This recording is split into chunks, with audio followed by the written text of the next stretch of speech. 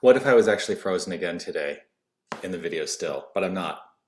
Hey everybody, it's 8:30 a.m. on this glorious Thursday, September 7th, 2023. It is time once again for our mindful moment. I'm Dr. Jonathan Zenz. I'm the minister here at Unity of Tucson, and this is the opportunity that we take every single weekday to engage in some spiritual practice together, to collectively be in the practice. Why? Well, I choose to do this every day, every single weekday, because when I am consistent in my spiritual practice, and I invite you to consider this for yourself, when there is consistency in spiritual practice, the quality of our life is enhanced. And so that is what I have found to be true for me. And so I invite you onto this journey and see if that works for you. Whether you're watching, I'm gonna relax. Whether you're watching live or on the replay, hey, I would love for you to post a comment and let me know that you are here. Let's see who is checking in so far. Good morning from William and Anita. We love you. I love you too. And I am grateful. Jerry saying good morning to all. Grateful to see you, Jerry, with a nice little heart there. Yes, yes, yes. I'm sure more check-ins will come in, but I do want to offer this reminder. I would like to say to you and invite you to really hear this not just with your ears, but hear this in your heart and see how this feels. Here's what I know about you. You are love. You are light. You are life. You are magnificent. And I am deeply grateful that you shine your light and share your magnificence. Yes, Roberta saying good morning, good Thursday morning to all. Grateful to see you, Vera. Vera, good to see you, Roberta. And then Vera, beautiful day to us all. Yes. It is a beautiful day. So it was a funny thing that happened yesterday. I went back and looked at that video. I did not realize just how frozen in time I was, even though all the audio was coming through with no issue.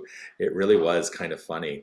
And I hope you enjoyed the trees and the environment around me. And then somebody did post a comment that said, you used to do this before. Yes, I used to do all of my mindful moments outside. That was when I was only streaming to one location, one source. Now the technology that I've used streams to both Facebook and YouTube. It actually streams to 4 different places on Facebook, 2 different YouTube channels. And so going out there, I think there was just a little bit of it was just challenging. It was just challenging, that's all. Beth, happy Thursday to you. Grateful to see you joining us on YouTube this morning. So anyway, back in the office today to talk a little bit about some of these spiritual ideas. So I want to ask you, there's a lot that's been going on for me.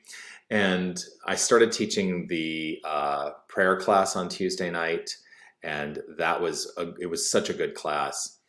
And there was some discussion that came up during the course of that class that made me think for myself that one of the approaches we sometimes have in this practice, in spiritual practice, is to want to be at the destination, right? Like we're like children going on a trip in the car asking, are we there yet? Are we there yet? Are we there yet? Are we there yet?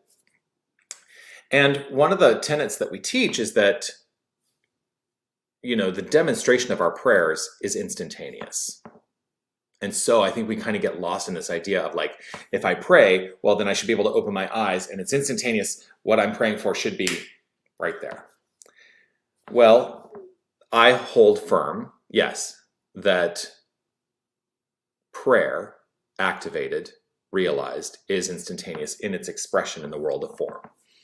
And in my historical upbringing in New Thought teachings, the founder of religious science, Ernest Holmes, wrote, there is no process of healing. There is no process of healing. And so what we often talk about is that the answer to the prayer is called healing, because we're rooted in the paradigm of physical transformation, physical manifestation of healing through the use of our mind and consciousness. So he says there is no process of healing. What he means by that is in the infinite power and presence, the source that we call God, doesn't have to go through a process for healing to unfold. But Ernest Holmes also writes there generally is a process in healing.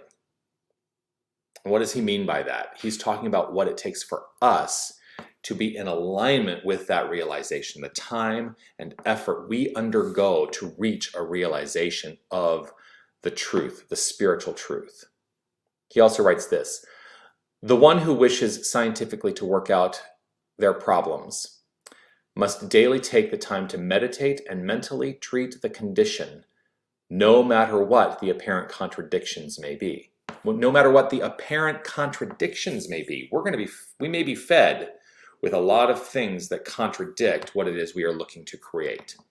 So he didn't write here, the one who wishes to scientifically work out their problems must daily take the time to meditate and mentally treat the condition, but only if you see no contradictions. He didn't write that. He said, no matter what the apparent contradictions may be.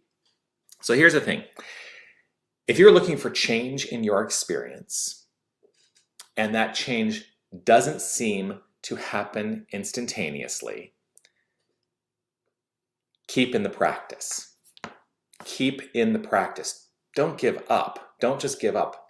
Let the work work. Let the work work.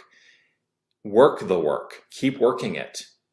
I guarantee the more we align ourselves into a habitual way of being, mental habit, conscious habit, that is steering us in the direction of the constructive, the good, the things we would like to experience, the more we are imprinting upon the outflow of our experience that which can only be good. And so you got to let the work work. Yeah, lasting change does not come from only addressing the surface of the issue. And a lot of times I think that's what people expect. Like, hey, I see the surface expression and I want it to be different. And so my construct is I'm going to change the surface. No, we need to change the root. We need to change the root. We need to change the root of the rose bush, not just paint the roses red, which is a weird hearkening back to grade 5 for me. So in grade 5, I went to a magnet school here in Tucson, and it was an arts magnet, a bilingual and arts magnet. And I took advantage of the arts side of things. I did not take advantage as much of the bilingual side of things, which in retrospect, I wish that I had taken more, taken advantage of the bilingual aspects. Anyway, that's neither here nor there. It was an arts magnet, and we did a play, a musical presentation when I was in grade 5 of the Disney version of Alice in Wonderland. And I had the great joy of playing the 3 of clubs in that, the card, the 3 of clubs. And I was, one of the subjects of the Queen of Hearts. And in that, one of the things is there's a scene where the cards, the 1, 2, and 3 of clubs, are painting the roses red because they have accidentally planted white flowers, white roses. And so they don't want to have their heads chopped off by the Queen of Hearts. So they paint the roses red. And there was a whole song about it. We're painting the roses red. We're painting the roses red. We dare not stop nor waste a drop, so let the paint be spread. We're painting the roses red. We're painting the roses red. I don't know why that song is stuck in my brain. Anyway, the point of that is to say, it's not about the surface. If we want lasting change, we need to address the roots. We need to uproot that which is not functioning for us, and we need to plant new seeds and nurture those seeds and allow those seeds to do their perfect work. We need to let the work work. That's the message today. That is the message today. So let's not paint the roses red. Let's uproot that rose bush and let's plant the right seed for what it is we would like to experience. The one who scientifically works out his problems must daily take the time to meditate and mentally treat the condition, no matter what the apparent contradictions may be. Do the work, live the results. If it's safe and comfortable for you, I invite you to relax right where you are and close your eyes if you'd like to do that. I choose to close my eyes and grateful for the opportunity to have this practice, the consistency of practice to allow the nurturing of those seeds of truth.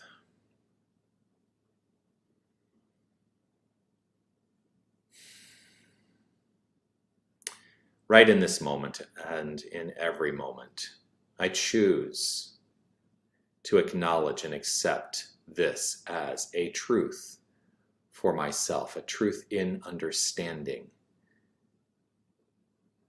I hold firm in faith that there is only one infinite power and presence. There is only God. There is only love. There is only one creative source. There is the nature of unfoldment. There is the power of expression. There is an impression of energy upon itself that creates an expression. There is the quantum field consistently collapsing itself into expression. That's the only thing there is. And we are, each and every one of us, full expressions of this wholeness. We are full expressions of love. We are full expressions of light. We are full expressions of life. We are living the life of this energy. We are expressing the light of this energy. We are feeling the love of this energy and recognizing these aspects as our own. We recognize them and accept them as individualizations of the one. And so I know the word I speak right now is a word that is backed by the infinite creative power, for that is my identity. It is the identity of each and every one of us. The infinite is our identity. And so the word I speak right now is powerful and active and met in its fullness and expression perfectly, as it must. So I speak my word on behalf of each and every one of us to know that there is a realization of truth unfolding for each and every one of us. That there are, in the infinite, no barriers to a higher quality of life. That there is only the flow of good. There is only the magnificence of the divine in every active interaction and action. And so I choose to nurture these seeds. I choose to uproot that which is not necessary to the experience of a quality life. And I welcome the good that flows forth in the nurturing, in the magnificence. And I know that apparent time is of no consideration. That if it requires the process of time, that I gleefully, joyfully, and magnificently flow through the experience of this time. For I know that it is all guided to the deepest realization of truth. I hold firm that all is well. I trust it to be so. And with gratitude overflowing from within, I let it be. I relax, release, let go, and allow. Stepping out of the way of the divine circuits, I get that bloated nothingness out of the way, and I trust. I trust. I trust. And in this state of mind that is trusting, I let it be so, and affirm it as so by saying, and so it is. Amen.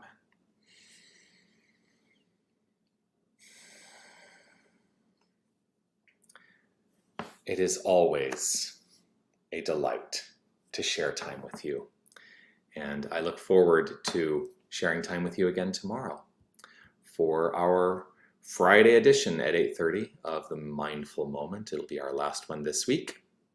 Then I take the weekend off. Well, I don't ever take the weekend off because I have Sunday celebration, which you're always welcome to join if you'd like to be with us in person.